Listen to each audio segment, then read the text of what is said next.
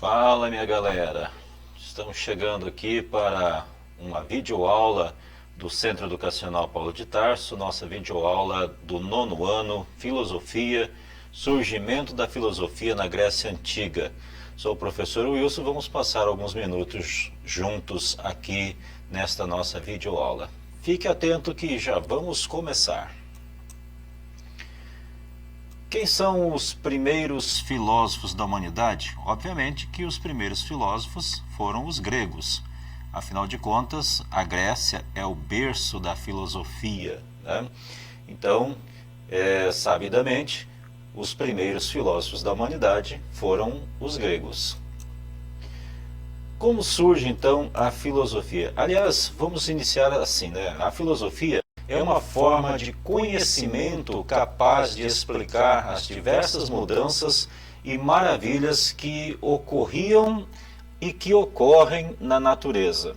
Então, portanto, o objeto de estudo da filosofia, inicialmente, neste período que nós estamos estudando, que é o chamado período pré-socrático, o objeto é a natureza.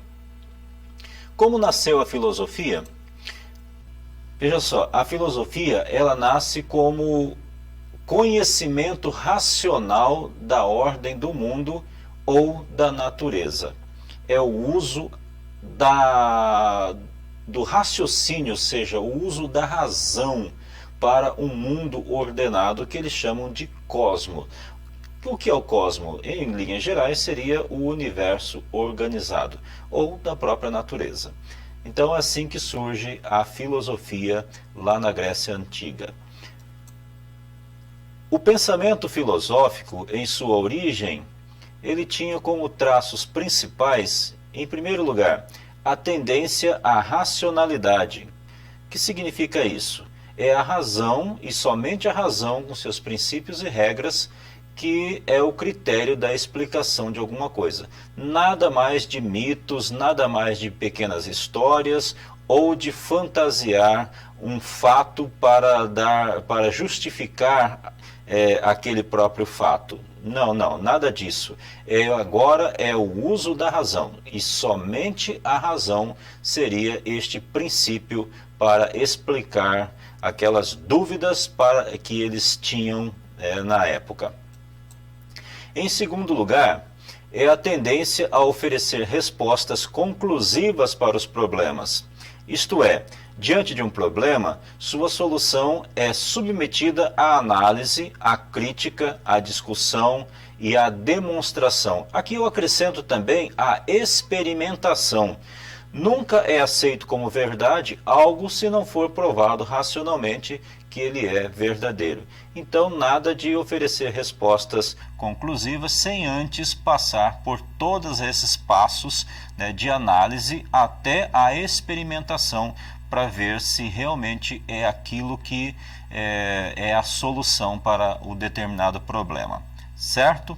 Então, dois traços inicialmente, vamos que ainda temos mais alguns passos a serem seguidos.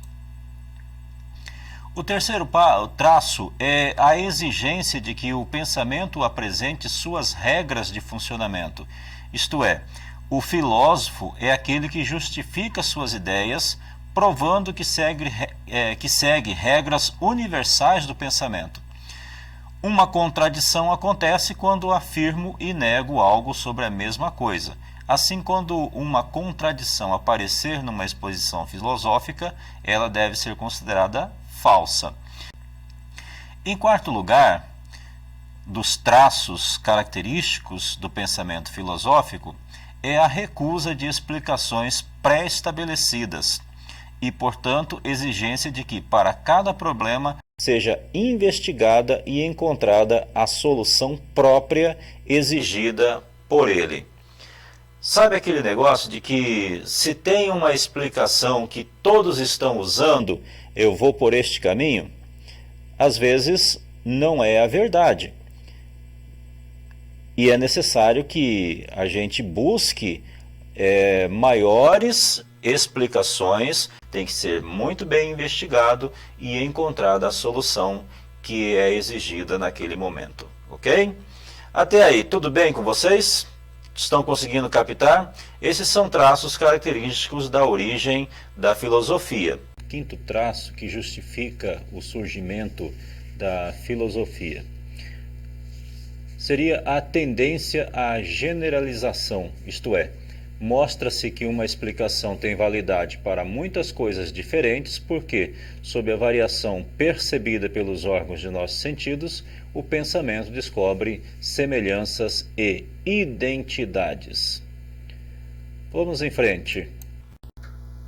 A filosofia, ela nasceu fortalecida por fatos históricos que, ao acontecerem, contribuíram para esclarecer diversas modificações ocorridas na própria história do surgimento da filosofia. Um dos instrumentos que foi bastante relevante para o surgimento da filosofia foi a invenção da política. A política que introduz 3 aspectos novos e decisivos para o nascimento da filosofia, conforme veremos a seguir. É muito próximo da ideia da polis, como aqui na imagem que você está vendo, a imagem de uma ágora, né? Aquele local de reunião, um local público de reunião, onde se tomavam as decisões para a vida em sociedade. O surgimento de um espaço público que faz aparecer um novo tipo de discurso diferente daquele que era proferido pelo mito. A política, valorizando o humano, o pensamento, a discussão, a persuasão e a decisão racional, passou a valorizar também o pensamento racional e criou condições para que surgisse o discurso filosófico. O discurso filosófico que tem como base o uso da razão, ou seja, do pensamento racional, rompendo com aqueles velhos discursos, né, mais voltados para a mitologia. A ideia de um pensamento que todos podem compreender e discutir, que todos podem comunicar e transmitir, é fundamental para a filosofia. A filosofia terá, no correr dos séculos, um conjunto de preocupações, de indagações e interesses que lhe vieram de seu nascimento na Grécia. Deixo aqui para vocês 4 questões mais para sua reflexão e também como uma oportunidade para você exercitar um pouco, escrevendo aí algumas respostas em seu caderno. São 4 questões apenas. A primeira, como os gregos definiam filosofia? 2, como nasceu a filosofia? Número 3, quais os principais traços do pensamento filosófico em seu surgimento? Eu quero explicar essa número 3. Se você percebeu durante a explanação desta videoaula, que eu enumerei ali pelo menos 5 traços, né, do pensamento filosófico que dá origem ao surgimento da filosofia lá na Grécia Antiga. Eu preciso, e você também vai precisar fazer, uma síntese, ou seja, vai ter que fazer um resuminho daqueles 5 passos para você entender como é que surge o pensamento filosófico lá na Grécia Antiga. E a número 4, para você explicar a importância da política para o surgimento da filosofia. Certo? Tudo tranquilo? Tá belezinha para você? Então tá bom. Vamos então a outras informações. Eu aqui quero concluir a nossa videoaula dizendo o seguinte, que a filosofia ela chegou timidamente, tentando mostrar à humanidade que o mundo não era perigoso e cheio de monstros como a mitologia pregava. E aos poucos ela foi conquistando seu espaço, avançando cada vez mais nas profundezas do saber.